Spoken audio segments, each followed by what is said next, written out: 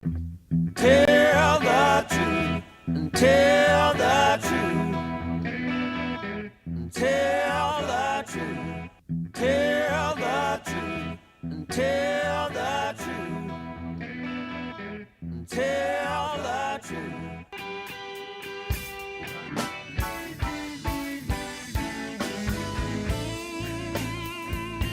All right, well, welcome to The Truth About Marketing, episode number God only knows. Every Thursday, we're on here on LinkedIn talking B2B marketing with my good friend Bill Lowell. How you doing, everybody. man? You're a good-looking man. Have I told you you're a good-looking man lately? Yeah, you've got eye problems. That's for sure. But thank you. Yeah. Let me kill that music. You are starting off the topic just perfectly. Don't lie to your customers. Don't lie to your Right? customers. That's a dumb marketing idea, you know? Yes, today's topic is stupid marketing ideas. There are no stupid people. There are only stupid ideas, possibly by stupid people. Let's see. But I do want to mention that we do this at 11 o'clock Central every Thursday. And what we're really here to do is help you expand your knowledge of marketing so you can avoid the kind of mistakes that we're going to talk about today. Now, warning, we are going to make fun of people.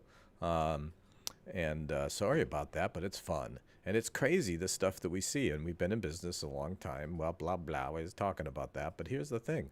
It's like the stuff we see, I don't know about you, Bill, but I just see the same mistakes over and over and over and over. The same dumb ideas.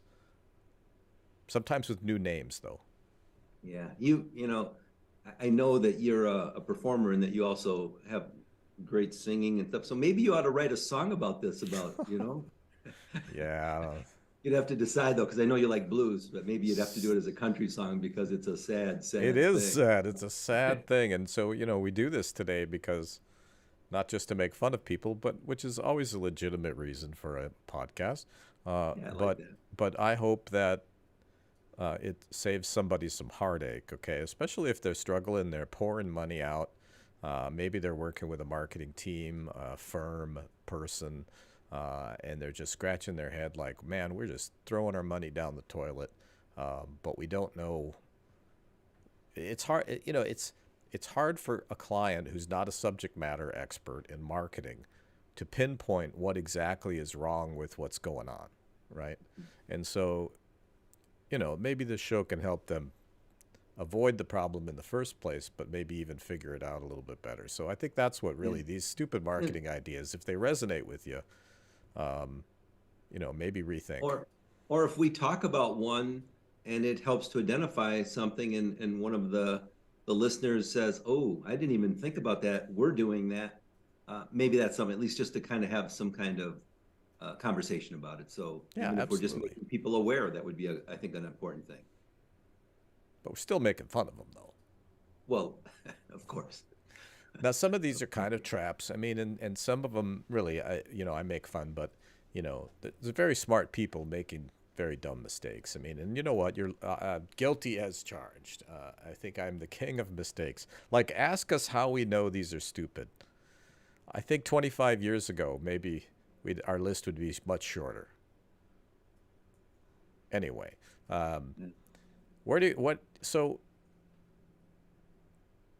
it sounds like we're, putting ourselves on a pedestal maybe or something like that, but I hope it doesn't come off that way. But these are funny to me. I don't know why. They just crack me up. But you've got a list. What do you got? What do you got? I have a little bit of a list, and you have yours, but I'm going to make you start. Okay, you can, but my list is going to be too long for this podcast, so I'll start. I'll give you like maybe two or three, and then maybe we'll chat about that, and then you can give me a few, and then we'll go back and forth, and then maybe at the end we'll have our 5-minute ringer where we just name as many as we can, just to get them all in, just so. No, I have an idea. Okay. Stupid marketing ideas coming on Netflix. Yeah. It's a whole series we could do on this topic. But what's your first one? Yeah. I'll give that. And then, I think we should also, maybe you should spend a little time. I mean, even though you've been in the business 30 years, I mean, you've got a advanced degree in this. I mean, you've been around, you've seen a lot. So it's not just that we're making fun. It's like you said, I think we know a few things about this. So, I hope so. um, There are days I wonder, but I hope so generally.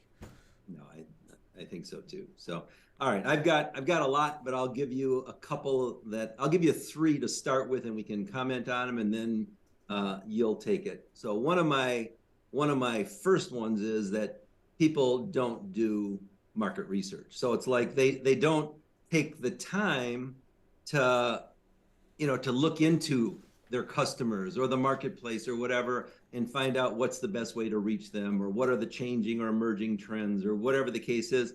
And I like to call it evidence-based marketing. They don't do that.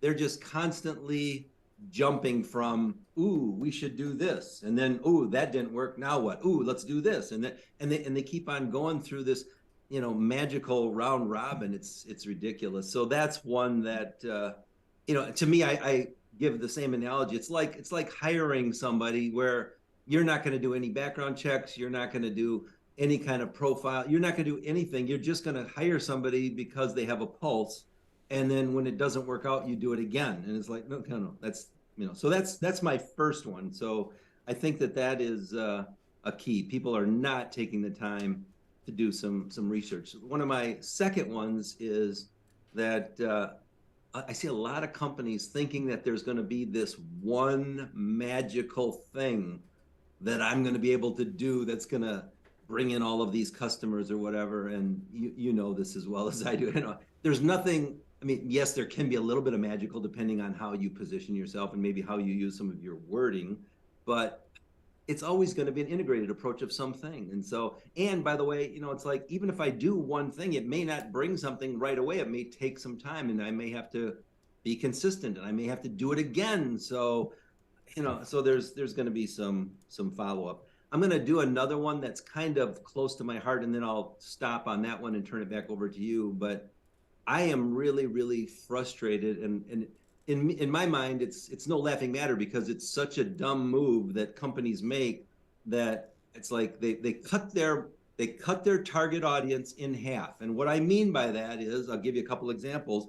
They take a position on a controversial topic or on some kind of social justice thing that they really shouldn't be entering into, and all of a sudden they turn off half of their customers. Yeah, you might have some that really like what you're saying, but you turn them off. I mean, I'm thinking of like there's a huge investment firm that if you watch any of the ads right now on television, they're constantly advertising because they're an eco investing group, and they've gotten such bad publicity and a lot of bad things that have gone on, but right now they're trying to overcome that by doing an ad campaign. And it's like, Right. you took a controversial position, you shouldn't have done that.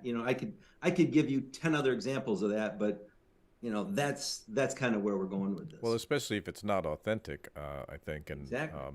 so let's take those, in the order of what you mentioned them. The stupid ideas to me are: don't do market research.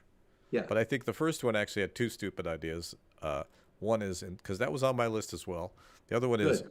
shiny object syndrome, Yeah. the grass is greener.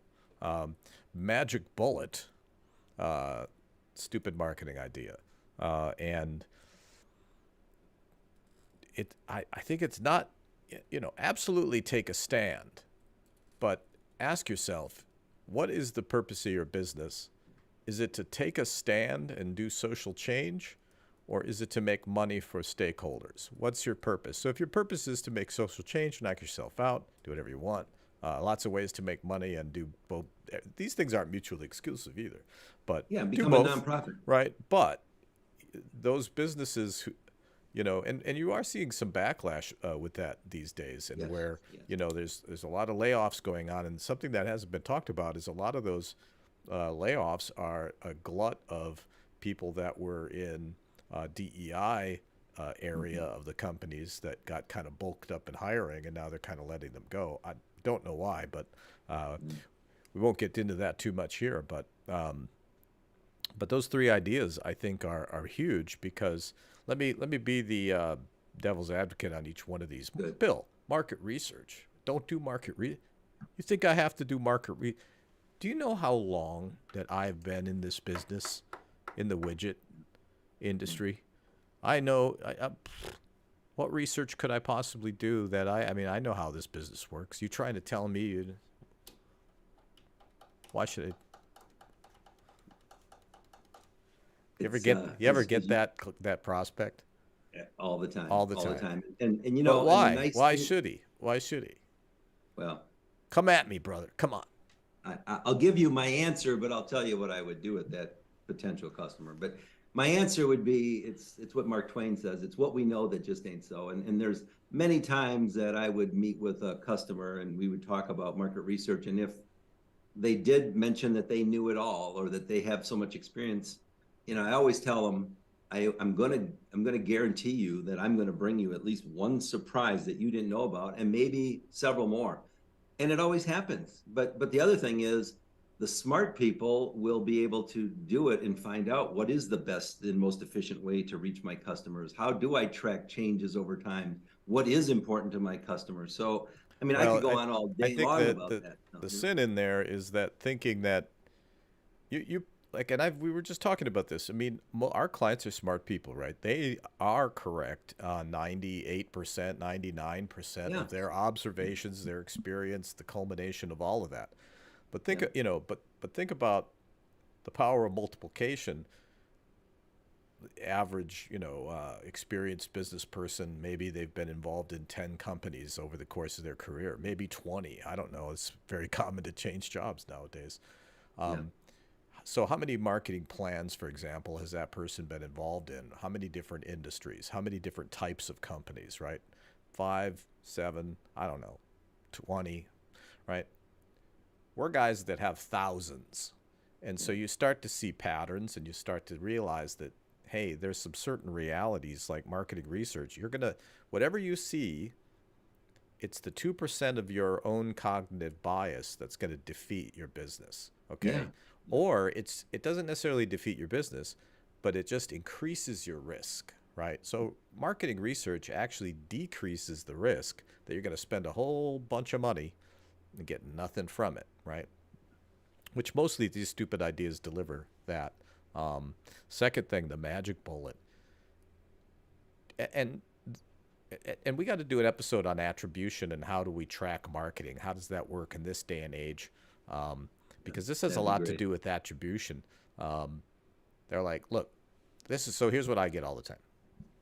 Now, obviously, I'm exaggerating these characters. No one's this obnoxious. I mean, I'm far more obnoxious than anyone I know.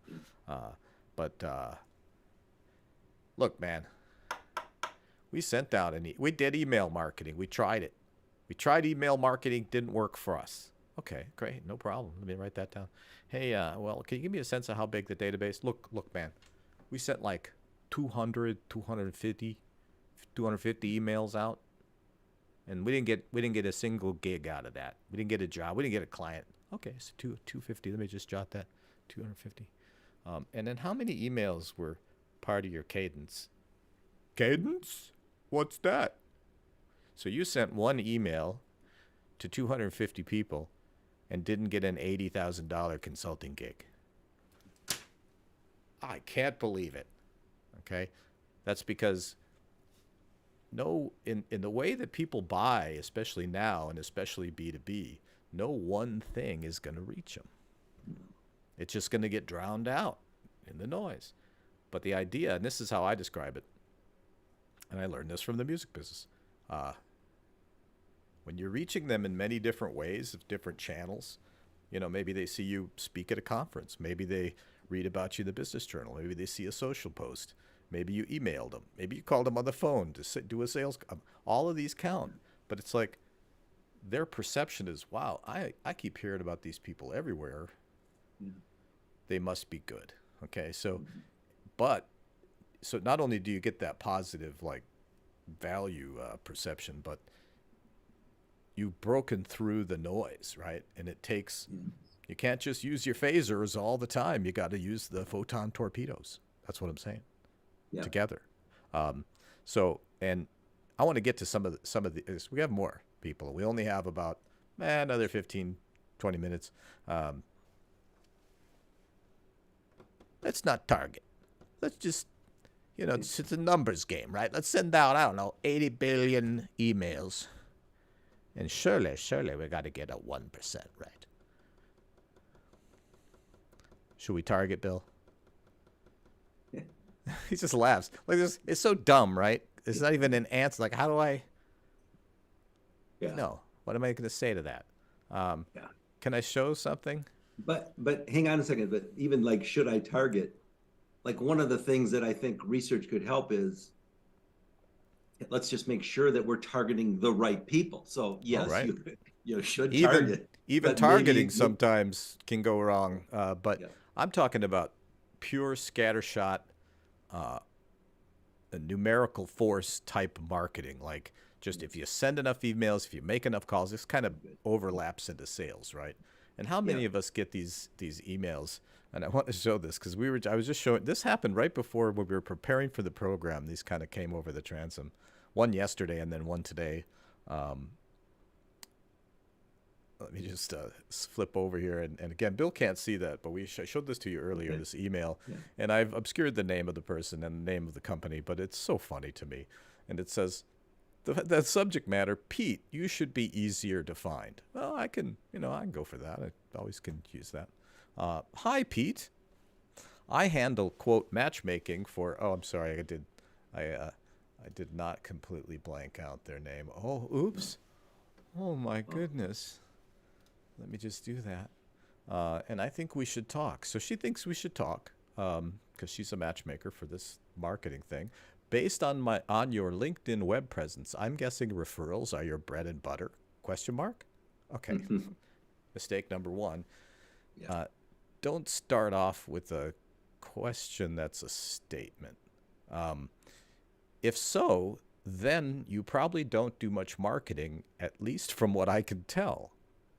Do we do much marketing around here?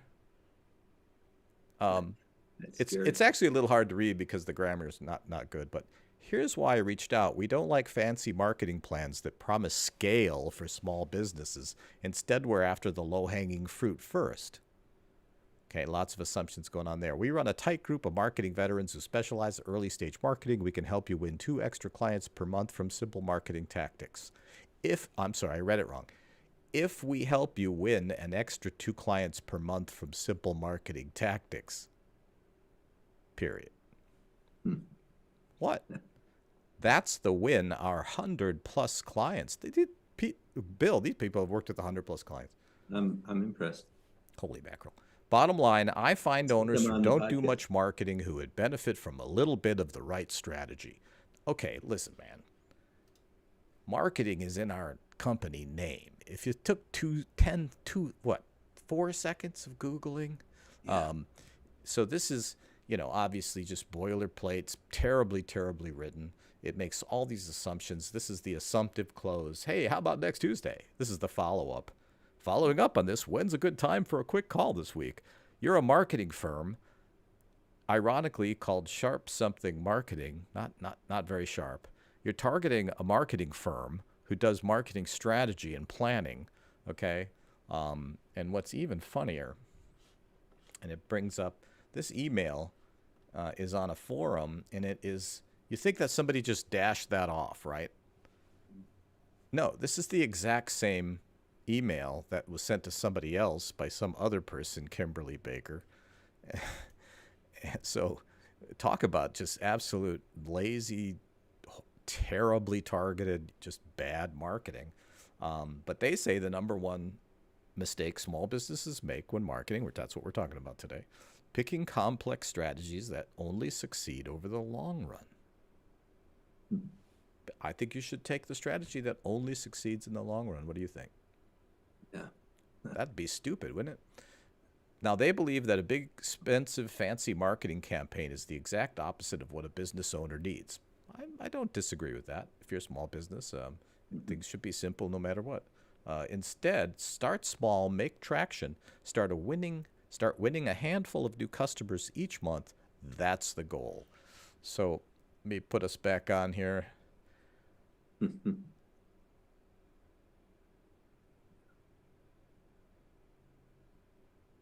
Well, I didn't do a very good job of hiding their name, but I honestly don't give a shit. And I'll tell you why. Okay. You know, I can't resist it.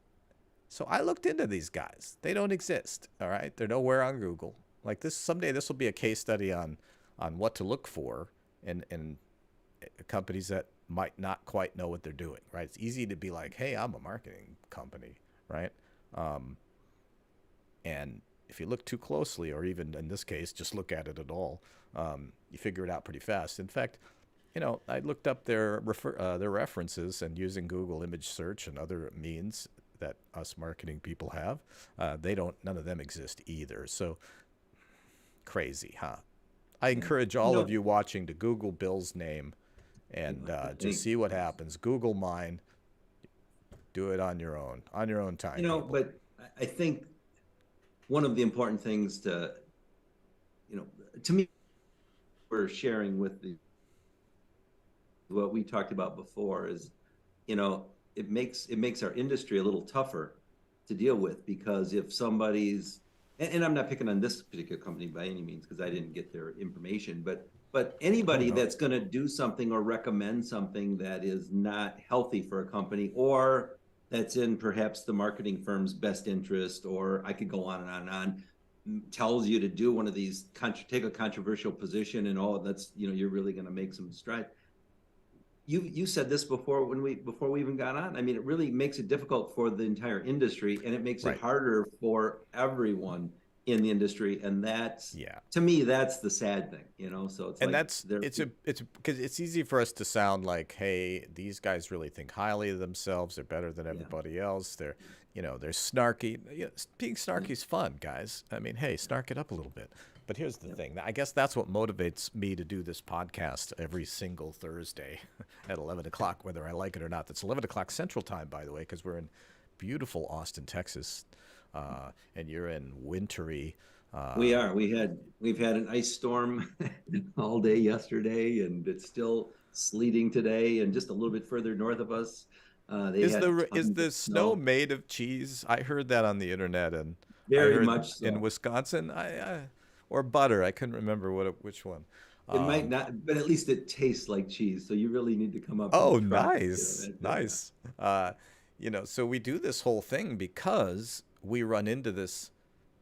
We run into clients that they're disheartened, they're Yeah, pissed off, right? We have to pay for everyone's sins that came before us. They're looking at us like we're these guys, right? Who took them yeah, for a ride for the last 8 months, nine yeah, months. There's a lot of churn, right, in these businesses. So they still haven't lost the faith. If they could get the marketing right, that's why they're still talking to somebody, but they're yeah, looking at us like, bullshit, prove it. Like, we don't need that static. In fact, if you go look at my FAQ, and I highly recommend you do, if you want to hire me, go read my FAQ. uh you might change your mind, but read it, because we want you to know as much as possible.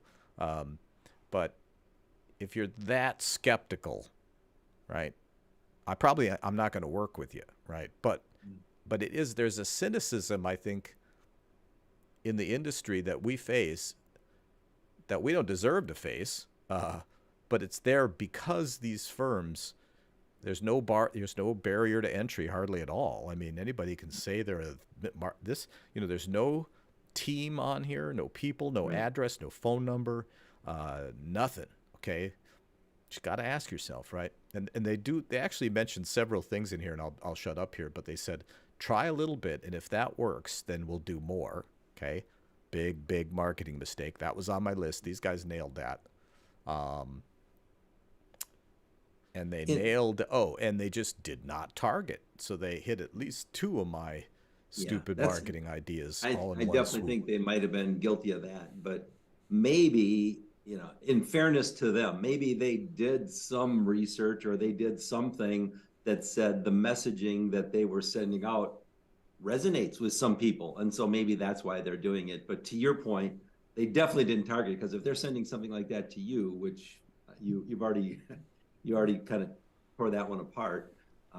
They Well, didn't do so a good job with hey, that. So, Coca-Cola, I got yeah, this great idea for a cola drink. I think you yeah, might really get. yeah. Yeah, hey, whatever, man. It's Why don't not you them. It tell? isn't them. It's just constant. It is Yeah, constant. People are getting pissed off, and yeah. what it does is it makes them start to think that marketing is all just bullshit and that it just doesn't work. It doesn't work That's for the them. sad thing. They, Yeah, they can see marketing works because how can you deny a gazillion billion, yeah, massive, our whole world is made of marketing. So, but what they think is this doesn't work for us. We keep getting it wrong. We keep getting the wrong people. We keep, but it's because there's just a lot, there's a lot of people who overestimate their abilities. And then there are people who are trying to take advantage. And marketing is one of those areas that it's confusing and complex. These guys say shouldn't be confusing and complex. Well, I wish the market wasn't confusing and complex, don't you? We could just sit on a beach and be like clinking our glasses and be like, yeah. that was easy. You know, it's hard out there, people. And so what else you got What on your list? I was going to ask you, why don't you give me your next couple or two or Oh, three, unless you want me to, I'll be glad to give you a couple more. But I've been I just talking for like 10 minutes. all right, I'm going to go. I'm going to go. I'll go, and I love to not talk. nod strongly if you have this one on your list, okay? Okay, I will. But I'm going to give you three more. So, not paying attention to the lost or inactive customers. So I think one of the dumb mistakes that I see a lot of people doing is, and it almost could go along the lines of taking your customers for granted. I mean, it could also fall under that category. But how many times have you and I done lost customer research, Pete, only to find that those customers weren't lost at all? They told us when we did the research, they just haven't reached out to us, or you know what, we had some change of contacts and they never followed up, so we just kind of lost track of them. So that's one that I think is a Yeah, it dumb wasn't market sort of where you're, some like, oh, those guys are idiots. Yeah, it was yeah, just not they disappeared, um, usually it's and that, and let's be clear too. We're talking about the ideas, not the people, right? We've exactly. all made these mistakes. Oh yeah, All absolutely, made them. absolutely. What else you got?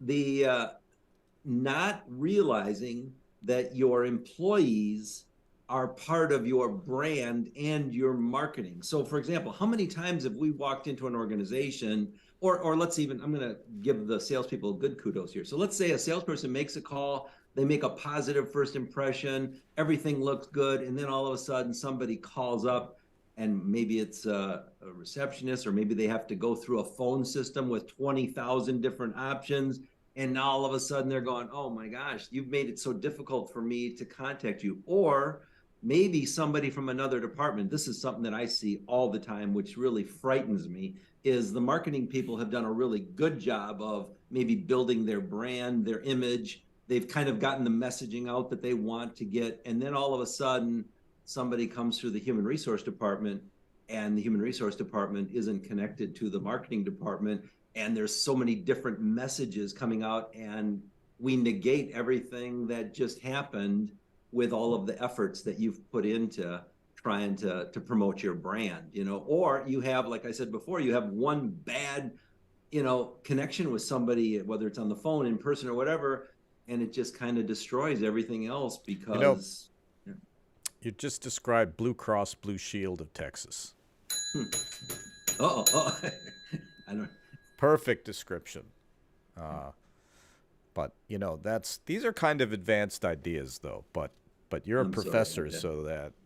Yeah, But that's okay. They're still I'll dumb. dumb They're it down still for next they're time. I still dumb. apologize. Okay, they're Yeah. not quite as dumb as the other one. Not. Okay. I don't know if you can match the dumbness of that email. I don't Yeah. know, but Yeah. what else you got? Well, I think ignoring customers when they really need you, or they need some kind of communication from you. Oh, People might think, oh, that's not market, but it is. It's a marketing decision, because it's like, what happens if you've got some changes in the marketplace or something else is going on, and you need to tell your customer, here's what's going on, and you don't do that, or you don't reach out and you just let them fend for themselves or think the worst. Do you mean like maybe there's a crisis situation, and instead of just opening up the doors or lifting up the kimono, as we like to say, Yes, in the cheddar yes. behind the cheddar curtain, uh, Yeah. that you I'll, instead you close them off or you just ignore them? Yeah, that's important. but definitely I put those in the advanced column, but those are No, mistakes. I'll give you an example that maybe the viewers can appreciate. Um, Both so of them. we have a wealth manager that manages obviously our money, you know. Well, it's like I would think during talks of a recession or talks of the market volatility or whatever, you kind of would pick up that communication a little bit more, whether you're sharing a phone call, a letter, a meeting, a blog, something just to kind of let people know or make some commentary on the industry. But if you don't hear anything, you start to wonder, do these people really have a grip on what's going on? Or is it, that they're just taking our money and maybe not following? I mean, so you start to so I guess what I'm also saying is maybe the tactic that's dumb is omission, marketing by omission, by not reaching out to those customers, which could lead to the lost customers. So sorry to be deep, but that's really one of the ones that I see people making a lot of mistakes. Is like you just don't reach out enough, or they think, everything is going great. So why do I need to reach them? Why do I need to do anything? Yeah, absolutely. My reaction wasn't due to your comment. There was like crazy stuff going on the screen Oh, because I tried okay. to chat you a message and it like goofed Okay. up our video. So I Okay. was trying to figure it out. See, Bill can't see what's going on, which is probably a blessing. Yeah, I am like doing marketing without research. I don't know what's going You on. know, you're just like sitting in the dark in there, and Thank you. because we use Zoom, and it's funny, but it's easy to do this with Zoom, and so we do that. But sometimes crazy things happen. But these are all these are excellent points, and I actually jotted those down because each one of them is a big enough topic that I mean, there's some real subtleties there. I think that could really help people in terms of. I think all three of these are really about customers and perception, and how to manage that perception. And yeah, I think that we can all do a better Have, job. have we got time for you to give us a few more of yours? Well, I was seeing if any of these were on my little list here. You got me on those three. Seeing marketing as an expense instead of an investment. They Ooh, just see it as an expense. But yep. here's the thing: in their defense, they've worked with 5 or 6 of these dull tool marketing companies, and so they've never actually seen it work, and so it's always been an expense. They've never made money on marketing; it's just something they do. So it's kind of hard to blame them, right? But obviously, those companies that understand, they're getting a return on investment. They can measure it. And they know what they're doing. Magic bullet: guessing, thinking that marketing is brainstorming and just look, there's only one way to find out what works, and that's to do some stuff and see what works. Yep. People, let me just tell you something. The whole idea behind marketing is to be predictive. You can't be, we're not Nostradamus, Yeah. what was Johnny Carson's Karnak? Not Yeah, Karnak. yeah. But let me tell you, we get damn close to predicting the future if we just look at the modeling and the mathematics, the technology that we have today. It is predictable. You don't have to guess. You can go out there with a 90% certainty, a 95% certainty, and you can. Marketing works, but you do have to approach it right, and you need to kind of avoid. I think it's hard for people because if you're not doing this day in and day out for a long time, it's very hard to understand because there's just so many aspects to it. But that's why I guess we do this, because we want to, make that a little bit easier for y'all. Do you want me to throw out a few more, or do we want to wrap? We can, we'll throw out a couple more. I hear the music creeping up on us. Okay, I'll just throw out a couple really quick, and then failing to have some kind of objective or goal with your marketing. I mean, so like sometimes people don't know what they want to get out of it, so that might be not having a goal, a specific goal, a measurable goal, a smart goal. I see that a lot. One of the other things that I see, especially small B2B business, thinking that their work says it all, that I don't need to do so much marketing because I do such a great job. Everybody's going to be talking about it. And it's like, that's a mistake too. You still need to let people know what you're doing, you know? So I think that Yeah, our those are work's some things. going to speak for itself. Yeah. And then another one, and I've got tons more, but we'll stop. But the last one, which I see so many companies make, is what I would call competitor envy. You know, it's like, oh, we gotta do what they're doing, or oh, this Right. competitor is doing all of this, this, and this, so we've got to do that. And it may not be right. It may not be right for you, you know? Well, that's something I think that comes up when companies are trying to figure out their strategy. And one of the things they do is they go collect up all the competitor materials, look at all the competitor websites.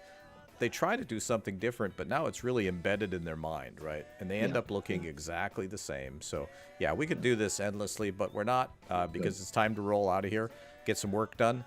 And we got a lot more truth telling to do today. It's all we do all day long.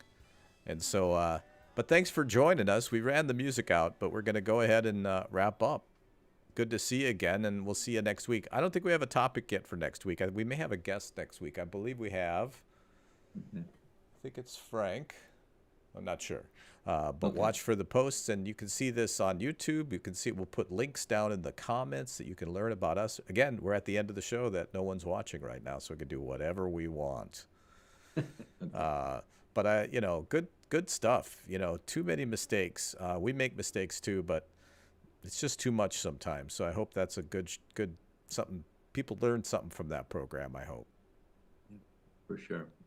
All right. We'll see you next Thanks time. again. We'll Thank you. see if we can roll this music into the next thing and get it right. Later.